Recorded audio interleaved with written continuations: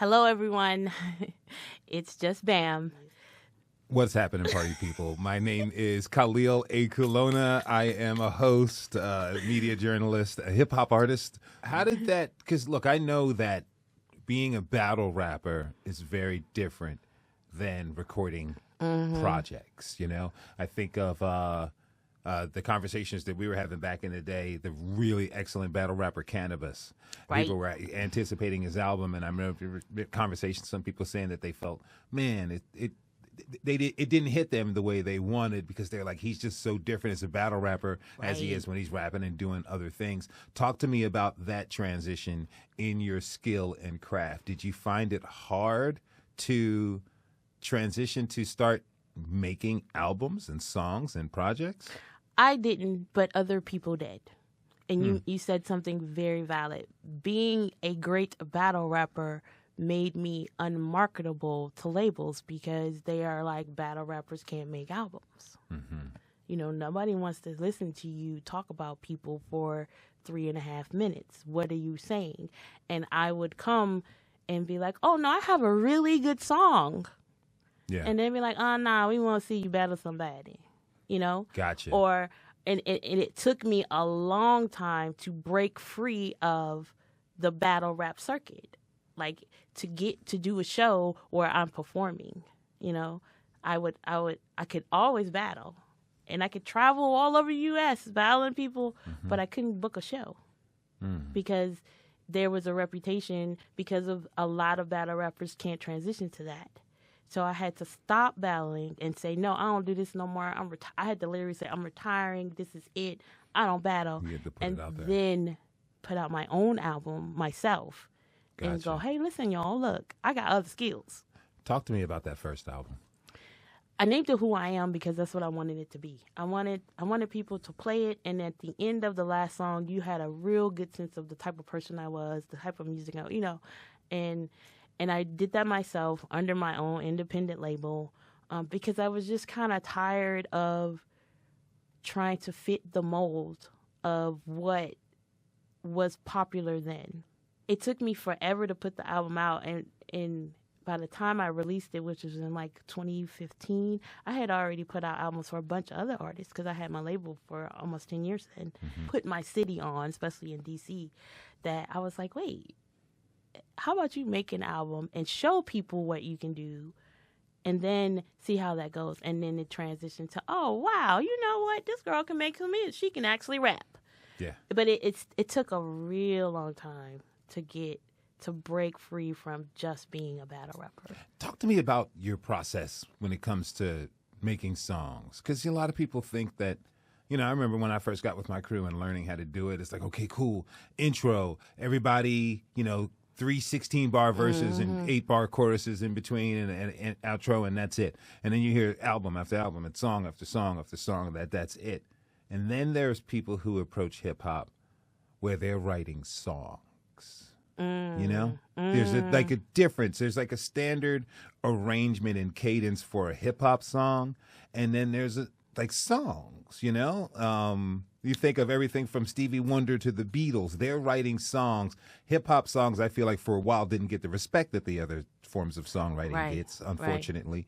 But then also got rather repetitive. Right, and I realized that because when I first started making music, and again, you have to remember, people were figuring it out as we go, but that was what you were taught. 8-bar hook, 16 bars, 8-bar hook, 16 bars, 8-bar hooks. And then people don't even have 3-minute, 4-minute songs anymore. They're two verses and a hook. And then it started to be, hey, half a hook, half a verse, hook again, bridge, you know. Yeah. So I do think that my first project I made, I was trying to be clinical with the formula. But then when I started mixing spoken word into my album, and I do both, with spoken word, there is no flow or no cadence. There is no bar. There's no break into the hook. You're performing the word, or it's more dramatic. And I think that is kind of one of the things that sets me apart because I don't have that repetitiveness, you know. I have a formula, but I don't care about, I get the words out And if Yeah. it goes into something bridge or the beat changes or whatever, I go with it. I write it to that. Bet. I like Yeah. that. You know, I'm interested and curious about like your voice when you're writing, when you're sitting down lyrics. Are you a person who gets up in the morning, does some yoga, has some tea, break out your pen, play stuff on the headphones and write lyrics? Are you writing lyrics on napkins? Are you writing lyrics in the car? Some people I know, one of my homies from my crew, he's taken I'm still analog, as you can see. I got my pen and pad right here. Me too. I still like You know? paper. Yeah, because some people are like on their phone. Like, I I'm can't going to do get on the that. phone, and I'm like, I ugh. cannot do that. It's real hard. It's real very hard for me to do that. I still like paper. Mm-hmm. I still write my lyrics down. I do have a quirk. I don't know if it's a quirk, but I can't write multiple songs at the same time. Like, Yeah. I have journals and rhyme books and all kinds of things where I write, right? But when I go to make a song, I have to go in with intent. Mm-hmm. And then I have to finish that song lyrically. Mm-hmm. Like all the bars are there, all the words, and then I can move to the next. So I always sit down consciously. Like I go and say, okay, today I'm going to take this beat and listen to it. And then I let the song speak to me. So Okay. it's like a layer. Mm-hmm. Like I just finished this one song that's on my new track. It's called Cool Dude. And like we went Oh, in. you did a song about me? Thank you. You don't want to say that. Oh, a word. Okay, bet. It ain't that good. Okay. They ain't cool. But because of the energy of it and the passion of it, I was like, okay, let me make the hook first. Let me put that in my brain, and I listened to it. Then I did a bridge, and then I put that in. Oh, okay, here comes these lyrics, and then I wrote the verses, and I went back and recorded that. I don't hear the full song until it's done. Okay. Like when I put all the pieces together, it's like a puzzle up until then. And then I listen to it. And once I'm done putting my words in, I'm out. I'm over it. It's gone. Okay. And then I'm on to the next one. Okay. You said you let the song listen to you. For me, one of my pet peeves and things I would advise friends who were making music or young people as they were writing, I said, listen to the music, the track, the music. You can know what key is it in and all that stuff. Yeah. Or you could just use your emotions. And I'm like, does this track lean for you to brag about how dope you are? Or does this track lean to telling a story? Or does this track lean to sound of it, the feel, the emotional, the musical colors? Does it lean to being introspective? That's how I get to what the words are going to be. Uh-huh. I let the music tell me what is this invoking me? Like, what am I thinking about when I listen to this? Like, and then I'll drop down little keywords. Like, and then I'll be like, okay, I see where this is going. And then I'll take it another step further.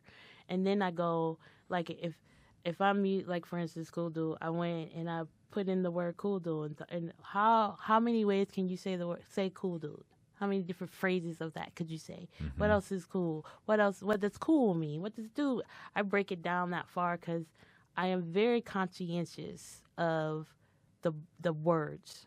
Like, they need to resonate. They need to be lyrically. Like I said, I'm a teacher of Redman. Like, you can get to the point, but how are you getting there? Yeah.